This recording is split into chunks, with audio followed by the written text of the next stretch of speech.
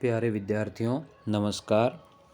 मैं उम्मीद करता हूँ कि इस कोरोना महामारी के काल में आप अपने स्वास्थ्य का ध्यान रख रहे होंगे और पढ़ाई को जारी रखे हुए होंगे।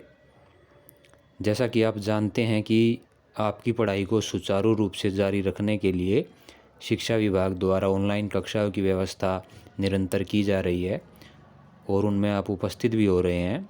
उसी क्रम में आज की हमारी कक्षा हिंदी विषय की होगी, जिसमें आपकी पाठ्य पुस्तक अंतरा भाग 1 के गद्य खंड से पाठ 3, जिसका शीर्षक है टॉर्च बेचने वाले एवं लेखक हैं श्री हरिशंकर परसाई। तो आज के कक्षा में हम इस पाठ का सार जानेंगे और उन लेखक के जीवन परिचय, उनकी रचनाओं से परिचित होंगे। तो हम शुरू करते हैं बच्चों, लेखक श्री हरिशंकर परसाई के जीवन परिचय से। प्यारे बच्चों, यह फ़ोटो आपको स्क्रीन पर दिखाई दे रहा है। यह श्री हरिशंकर परसाई जी का फ़ोटो है और उनके नीचे उनका जीवन काल, यानी कि उनका जन्म 1922 में हुआ और मृत्यु 1995 ईस्वी में हुई। तो सन 1922 से 1995 तक यह उनका जीवन काल की अवधि है। अच्छा, तो अब आगे हम बच्चों उनके जीवन परिचय को शुरू करते हैं। हरिशंकर परसाई जी का जन्म 22 अगस्त 1922 को मध्य प्रदेश के होशंगाबाद जिले के जमानी नामक गांव में हुआ। उनकी प्रारंभिक शिक्षा भी वहीं पर हुई और इसके बाद उन्होंने नागपुर विश्वविद्यालय से एमए हिंदी किया।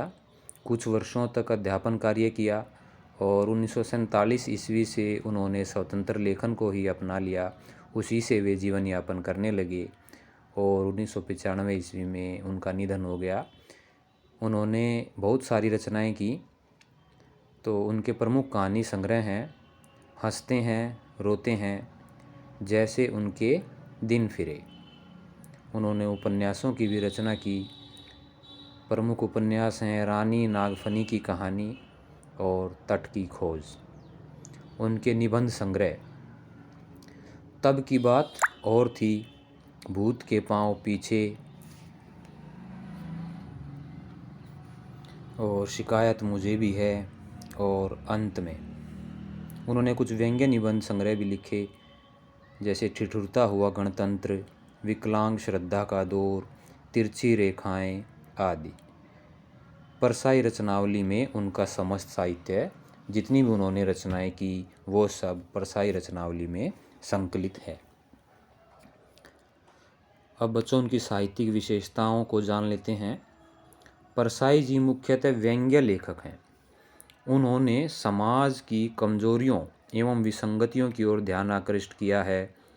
उन्होंने केवल मनोरंजन के लिए ही साहित्य नहीं लिखा, बल्कि अपनी सूक्ष्मग्राही दृष्टि से समाज और राजनीति में फैली नैतिक दुर्बलता, भ्रष्टाचार, अनेक सामाजिक बुराइयों को बेनकाब किया है। परसाई जी ने व्यंग्य विधा को साहित्यिक प्रतिष्ठा प्रदान की। उन्होंने व्यंग्य में मुख्यतः रचनाएं की, जिससे व्यंग्य विधा को साहित्यिक प्रतिष्ठा मिली। अब उनकी भाषा शैली के बारे में जान लेते हैं। परसाई जी ने जनसाधारण की ही बोलचाल की भाषा का प्रयोग अपनी रचनाओं में किया है, जिससे वे जनसाधारण को आसानी से समझ में आ जाती हैं। भाषा प्रयोग में वे कुशल हैं। उन्हें इस बात का सदा ध्यान रहता था कि कौन सा शब्द अधिक उचित अर्थ प्रदान करेगा और उसी शब्द को वो अपनी रचनाओं में प्रयोग करते हैं। उनकी भाषा में लोकोक्तियों, मुहावरों एवं विदेशी भाषा के शब्दों का प्रयोग भी देखा जा सकता है। इनके वाक्य छोटे, व्यंग्यपूर्ण एवं अनुभूति की गहराई लिए होते हैं। तो बच्चों, ये उनकी भाषा शैली की विशेषता हैं। हमने लेखक श्री हरिशंकर परसाई के जीवन परिचय, उनकी रचनाएं, उनकी साहित्यिक विशेषताओं एवं भाषा शैली के बारे में जाना। अब हम पाठ 3 टॉर्च बेचने वाले, जिनके लेखक श्री हरिशंकर परसाई जी ही हैं, उसमें कुछ कठिन शब्द हैं जिनके अर्थ को जान लेते हैं। जैसे ज्योतिहीन, यानी कि ज्योति के बिना, यानी आँखों की रोशनी के बिना। अंधा, अंधे को भी हम ज्योतिहीन बोल देते हैं। त्रस्त, डरी हुई। सूक्ष्म, छोटी। आह्वान, बुलाना। शाश्वत, हमेशा रहने वाला। हताश, निराश। बयान, कहना। हरामखोरी, मुफ्तखोरी। दीक्षा, किसी से गुरु मंत्र ले लेना, जैसे गुरु होता है उसका शिष्य होता है तो वो शिष्य अपने गुरु से दीक्षा ले लेता है। स्तब्ध, हैरान होना। तो ये कुछ नए शब्द हैं, कठिन शब्द हैं, जिनके अर्थ को हमने जाना। अब हम पाठ 3 टॉर्च बेचने वाले के सार को जान लेते हैं। तो ये बच्चों पाठ का सार है। सबसे पहले ये लिखा हुआ है कि यह एक व्यंग्य लेख है। हमारी शब्द शक्ति 3 होती हैं बच्चों। शब्द शक्ति अभिधा, व्यंजना, लक्षणा। तो ये व्यंजना शक्ति जिसमें व्यंग्य किया जाता है, यानी कि जैसे ताना मारा जाता है उसको व्यंग्य बोल देते हैं, और इसमें इसी की प्रधानता है, इसलिए इसे व्यंग्य लेख कहा गया है। इसमें एक व्यक्ति पहले सूरत छाप टॉर्च बेचा करता था। बहुत दिनों बाद वह दाढ़ी बढ़ाए तथा लंबा कुर्ता पहने दिखाई दिया। लेखक उससे दाढ़ी बढ़ाने का कारण पूछता है तो वह बताता है कि उसने टॉर्च बेचने का धंधा बंद कर दिया है। अब तो आत्मा के भीतर टॉर्च जल उठी है, अर्थात उसे आत्मा का प्रकाश मिल गया है। लेखक इसे हरामखोरी कहता है तो वह ऐसे शब्द को आत्मा पर चोट बताता है। लेखक उसके बारे में तरह तरह की आशंकाएं प्रकट करता है। क्या उसे बीवी ने त्याग दिया है? क्या उसे उधार मिलना बंद हो गया है? साहूकार तंग कर रहे हैं, अथवा चोरी के मामले में फंस गया है? वह व्यक्ति इन सभी संभावनाओं को नकार देता है। वह बताता है कि एक घटना ने उसका जीवन बदल दिया। यद्यपि वह उसे गुप्त रखना चाहता है, पर आज यहाँ से दूर जाने के कारण सारा किस्सा इस प्रकार सुना देता है। तो बच्चों 5 साल पहले की बात है। वह अपने एक दोस्त के साथ इस सवाल पर विचार कर रहा था कि पैसा कैसे पैदा किया जाए। दोनों काफ़ी मातापच्ची करते रहे, पर कोई सटीक उत्तर नहीं सूझ रहा था। दोनों ने पैसा पैदा करने के लिए कोई काम धंधा शुरू करने का विचार किया। वे अपनी अपनी किस्मत आजमाने के लिए अलग अलग दिशाओं में निकल पड़े। 5 साल बाद इसी तारीख को इसी वक्त यहीं मिलने का निश्चय हुआ। वे दोनों अलग अलग दिशाओं में चल पड़े। इस व्यक्ति ने टॉर्च बेचने का धंधा शुरू कर दिया। वह लोगों को चौराहे या मैदान में इकट्ठा कर लेता और बड़े नाटकीय ढंग से लोगों को यह कहकर प्रभावित करता कि आजकल सब जगह अंधेरा छाया रहता है, रातें बेहद काली होती हैं, आदमी भटक जाता है, उसे रास्ता नहीं सूझता, वह गिरकर लहूलुहान हो जाता है। शेर चीते चारों ओर घूम रहे होते हैं। अंधेरे में सांप पर पाँव पड़ जाता है, सांप उसे डस लेता है, वह मर जाता है। इस प्रकार वह लोगों को खूब डराता था। जब लोग डर जाते तब वह कहता, भाइयों यह सही है कि अंधेरा है, मगर प्रकाश भी है। वही प्रकाश मैं आपको देने आया हूँ। हमारी सूरत छाप टॉर्च में वह प्रकाश है जो अंधकार को दूर भगा देता है। इसी वक्त सूरत छाप टॉर्च खरीदो और अंधेरे को दूर करो। इस प्रकार उसकी टॉर्च खूब बिक जाती है और उसका गुजारा मज़े से चलने लगता है। वायदे के मुताबिक 5 साल बाद अपने मित्र को ढूंढने निकला, क्योंकि वह नियत स्थान पर नहीं आया था। उसने एक स्थान पर देखा कि मैदान में खूब रोशनी है, मंच सजा है, लाउड स्पीकर लगा है, हजारों लोग श्रद्धा से झुके बैठे हैं। मंच पर एक व्यक्ति सुंदर रेशमी वस्त्रों में सजा गुरु गंभीर वाणी में प्रवचन दे रहा होता है।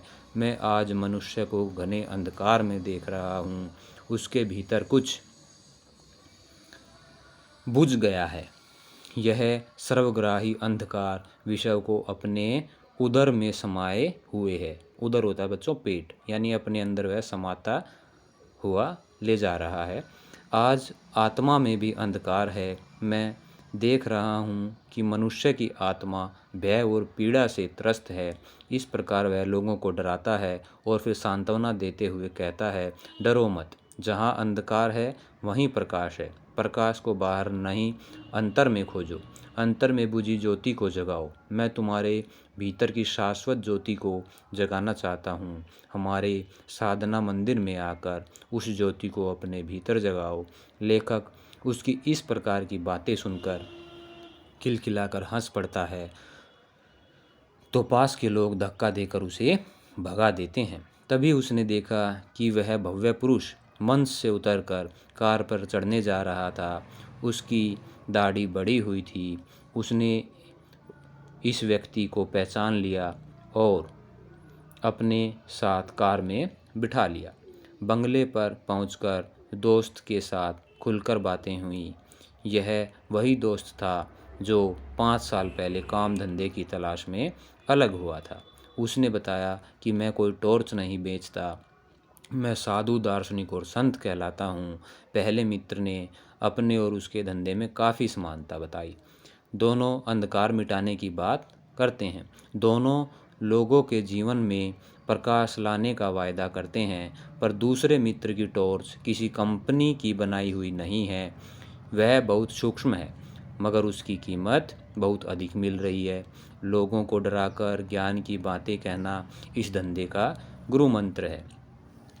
यह व्यक्ति उस तथाकथित संत के पास 2 दिन रहा तो सारा रहस्य उसकी समझ में आ गया। उसने सूरज छाप टॉर्च की पेटी नदी में फेंककर यह नया धंधा शुरू कर दिया है। अब उसने दाढ़ी बढ़ा ली है तथा लंबा कुर्ता पहन लिया है। बस 1 महीने की देर है, तब लोगों को दूसरे ढंग की टॉर्च बेचूंगा। बस कंपनी बदल जाएगी, अर्थात अब वह लोगों के हृदयों में प्रकाश फैलाने की बात कहकर उन्हें आसानी से ठग सकेगा। तो बच्चों, इस पाठ के माध्यम से लेखक श्री हरिशंकर परसाई ने समाज के विभिन्न ढोंगी बाबाओं पर व्यंग्य किया है कि जो लोगों को डराते हैं और उन्हें ठगते रहते हैं। तो बच्चों, आज की कक्षा में हमने श्री हरिशंकर परसाई जी के जीवन परिचय, उनकी रचनाओं के बारे में जाना और पाठ टॉर्च बेचने वाले के सार को सुना। और आज की कक्षा का आपका गृह कार्य रहेगा कि आप लेखक श्री हरिशंकर परसाई के जीवन परिचय को लिखेंगे और याद करेंगे और कहानी टॉर्च बेचने वाले को ध्यान से पढ़ेंगे। धन्यवाद।